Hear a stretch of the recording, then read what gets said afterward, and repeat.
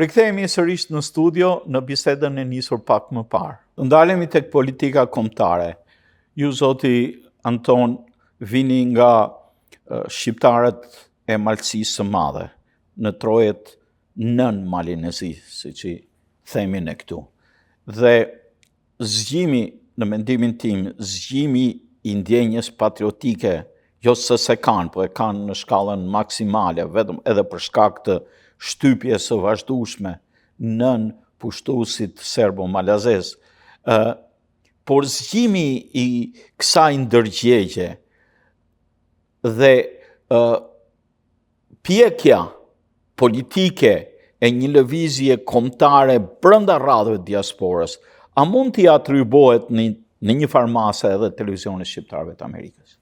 Neve si shqiptarët asaj zone të Malësisë Madhe që momentalisht është në Maltësi, jemi shumë falenderues televizionit shqiptarëve të Amerikës, sepse këtë televizion, edhe po ta kishte origjinën, konkretisht origjinën nga vetë Malësia e Madhe, nuk mendoj se kishte patur të bajnë ma shumë se sa ka ba ky. Unë vetëm një cikël misionesh të cilat i kom pa në shumicë që quhet Malësia Pllambit dhe Thesar, për mua ka qenë është një vlerësim jashtëzakonisht i madh për këtë televizion dhe siç e thash edhe më parë, edhe po të ishte ky televizion me origjinë konkretisht nga Malësia e Madhe, nuk mendoj se mund ta kishte bërë më mirë dhe mund t'i kishte kushtuar më shumë. Për vetë fakti që edhe unë jam këtu sot dhe me plot ndërgjegje të pastër, çdo fjalë që ja them edhe me fakte, sepse kjo është edhe natyra ime, me bazë kam një arsye pse e them se ky televizion domethënë ka ndikuar jashtëzakonisht mirë, jashtëzakonisht shumë tek ngritja e nivelit kombëtar, domethënë jo vetëm për shqiptarët e Malësisë Madhe, por e me agjan, sepse e dihet se njerëzit kur mërgojnë, kur dalin jashtë vendlindjes, një pjesë e madhe tyre dalin me një urrejtje. Kur e thon me një urrejtje, krijohet një urrejtje, mund të jetë qoftë politike, qoftë ekonomike, ndaj vendlindjes së tyre. Dhe mas një kohë jo të shkurtër, domethënë jo shumë gjatë, të gjithë fillojnë e kthehen përsëri në rrajnë, kthehen në burim. Dhe kush është ndihmes në këtë pikë? Ndihmes janë mediat, janë televizionet të cilat veprojnë aty, dhe televizionet të cilat ndodhen çdo hena në çdo ngjarje dhe çdo aktivitet shqiptar, domethënë në komunitetin që neve jetojmë. Dhe e them se merit për këtë ka edhe televizioni shqiptarëve të Amerikës, sepse asnjëherë unë pak a shumë merrem përveç profesionit, merrem me aktivitete kulturore, me aktivitete shoqërore dhe nuk e di njëherë se ky televizor ka refuzuar të jetë pjesë e një aktivitetit që neve kemi patur, ose nuk e kam njën nga dikush tjetër që ka refuzuar të jetë pjesë e saj. Pra, kjo është një gjë jashtëzakonisht pozitive dhe e vlerësoj te maset.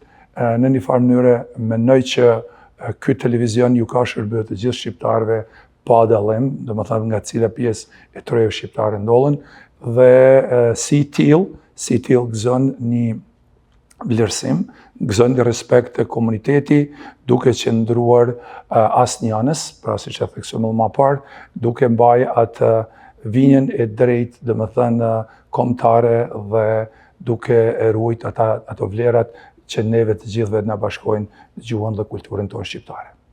Zoti avokat, ju, si çdo shqiptar amerikan, jetoni në jetën tuaj të përditshme dhe takoni njerëz të zakonshëm. Në takimet me miqtë tuaj, me shokët tuaj, si të vlerësojnë ty kur shfaqesh në ekran? Gjithsesi, është jo vetëm shqiptare, po është botërore që njeriu edhe po të ketë për atë që ke përballë, në shumicën e rasteve, edhe po të kesh vërejtje, natyrisht nuk ja thua vërejtjen. Kështu që personalisht marr ato pozitivet, vërejtjet pozitive, ndërsa ata që kanë mendim negativ, jo për mua natyrisht, po për mendimet që shfaqun, se për mua natyrisht ka qatë kenë. nuk është e lehtë që të thua shtetit që pse bën kështu, pse bën ashtu mendime të ndryshe. Por unë e quaj tepër normale që dikush të mendojë ndryshe. Unë them më shpirë zëm Rama, dikush të thotë është keq. Kush ka të drejtë? Të dy kemi të drejtë, sepse i njëjti person ka të mira dhe të këqija. Pra, brenda një personi si ai që lavdron, si ai që kritikon ka të drejtë. Aq më tepër që është e drejta e tij e madhe që të kritikoj ose të lavdroj një njeri që është i sferës politike, se politikanët kudo në botë lavdrohen ose kritikohen. Ndërsa për në jetën private, natyrisht marrëdhëniet i kam të mira. Nuk diskutohet jetë private. Po personi vetë kur nuk i dëgjon dot mendimet kundra, sepse është atje të thotë pse ta them unë nuk s'ka pse të bëj një përplasje se kur është tendenca njerëzore që të thuash anë pozitive personit që ke përballë. E qartë, unë desha më tepër të merrja ndonjë detaj. Tani ju folët dhe ju keni qenë edhe drejtuesi dhe jeni drejtuesi shoqatës së Rapsha në Mërkim, ose ndër drejtuesit, të fondit. Antar i kryesisë fondit humanitarisë. Antar kryesisë, më falni për.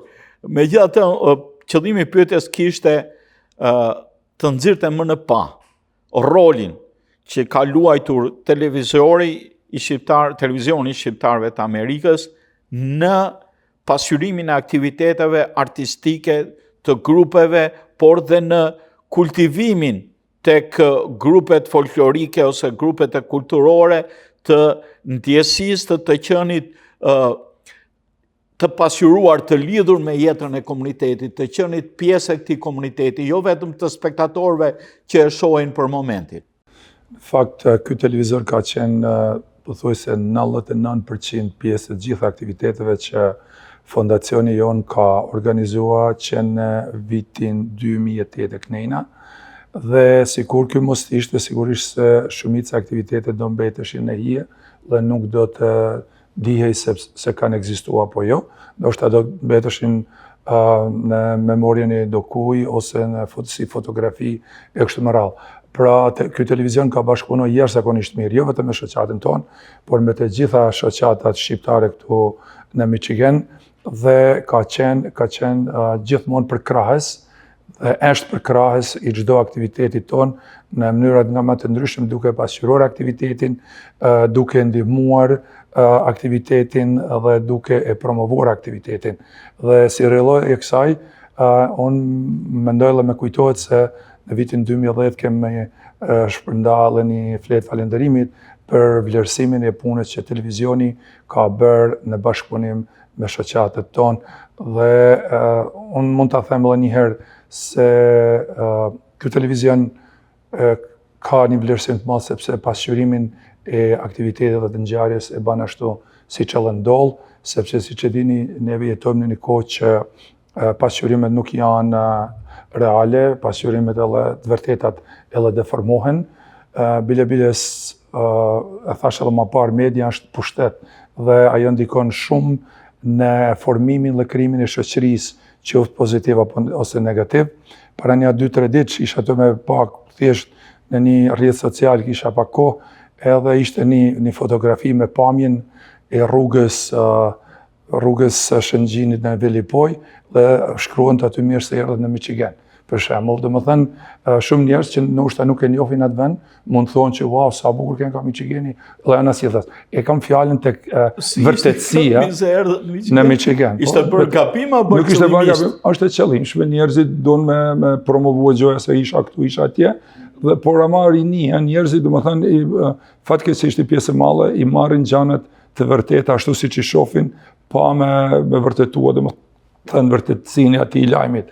Dhe unë kam shumë besim tek ky televizion sepse e kam përcjellë dhe janë domethënë janë edhe në emisione, edhe në njoftime, edhe në lajme, mendoj se janë shumë përpik dhe bazohen në vërtetësinë e lajmit që jepen.